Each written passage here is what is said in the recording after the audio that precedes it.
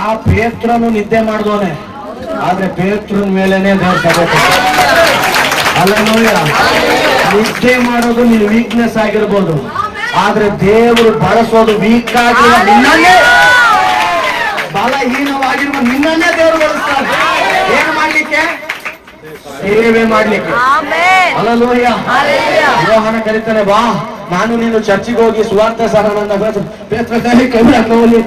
ಏನಂತ ಹೇಳೋಣ, ಇದ್ಕೊಂಡು ಹೊಡಿತಾರೆ ಯೇಸು ಸ್ವಾಮಿನ ಸತ್ತ ಸುಮ್ಮನೆ ಬರಲ್ಲ ನಾನು. ಬಟ್ ಯಾರು ದುರ್ಬಲನಾಗಿದ್ನೋ ದೇವರಾತ್ಮ ಬಂತು.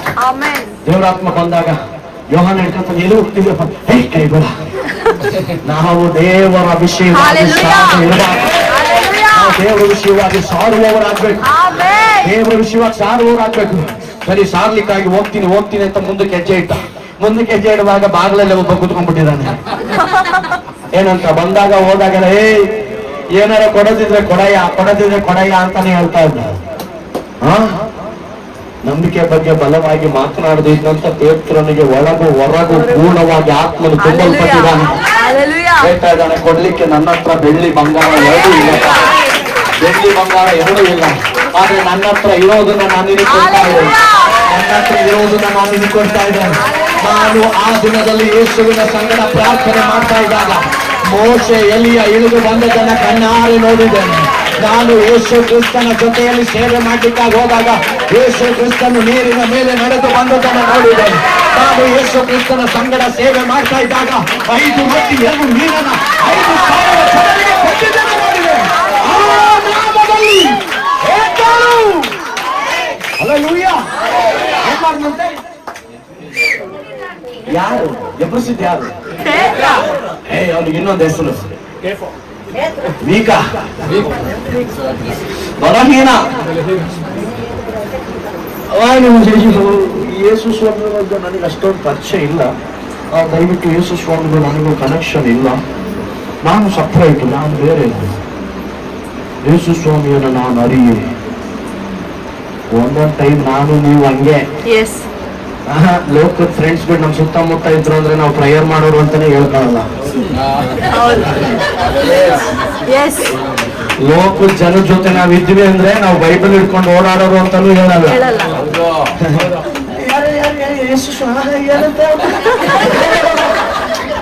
ಕಳ್ಳಾಟ, ಬರೀ ಕಳ್ಳಾಟ. ಬಟ್ ಯಾರು ನೋಡ್ತಾ ಇದ್ದಾರೆ? ಬಟ್ ಅದೊಂದು ವಿಷಯ ಅಲ್ಲ ಯೇಸು ಸ್ವಾಮಿಗೆ. ಯೇಸು ಸ್ವಾಮಿ ನನಗೆ ಗೊತ್ತಿಲ್ಲ ಅಂತ ಹೇಳ್ತಾ ಇರುವಂತದ್ದನ್ನ ಒಂದು ವಿಷಯವಾಗಿ ಯೇಸು ಸ್ವಾಮಿ ತಗೊಳ್ಳೇ ಇಲ್ಲ. ಬಟ್ ಯಾರು ನನಗೆ ಯೇಸು ಸ್ವಾಮಿ ಗೊತ್ತಿಲ್ಲ ಅಂತ ಹೇಳಿದ ಅವನ ಹತ್ರ ಬಂದು ಹೇಳ್ತಾರೆ, ನೀನ್ ನಿಜವಾಗ್ಲೂ ನನಗೆ ಪ್ರೀತಿ ಮಾಡ್ತಾ ಇದೀಯ, ನನಗೆ ಪ್ರೀತಿ ಮಾಡ್ತಾ ಇದೀಯ. 2 ಸರಿ ಆಯ್ತು, 3ನೇ ಸರಿ ಕಲ್ತು ನಿಜವಾಗ್ಲೂ ನೀನು ನನಗೆ ಪ್ರೀತಿ ಮಾಡ್ತೇವೆ ಸ್ವಾಮಿ, ಎಲ್ಲ ನೀನೇ ಬಲ್ಲೆಪ್ಪ. ನಾನು ಓಡೋಗಿದ್ದು ನಿನಗೆ ಗೊತ್ತು, ನೀನ್ ಯಾರು ಅಂತ ಗೊತ್ತಿಲ್ಲ ಅಂತ ಹೇಳಿದ್ದು ನಿನಗೆ ಗೊತ್ತು. ಆದ್ರೆ ಈಗ ಹೇಳ್ತೀನಿ, ನಾವು ಸೇವೆ ಮಾಡಿ. ಯಾರು ಹೇಳ್ತಾ ಇರೋ ಮಾತಿದು? ಪೇತ್ರನು ಏನಾಗಿದ್ದ? ನಿದ್ದೆ ಪೋತ. ಪೇತ್ರ ಏನಾಗಿದ್ದ?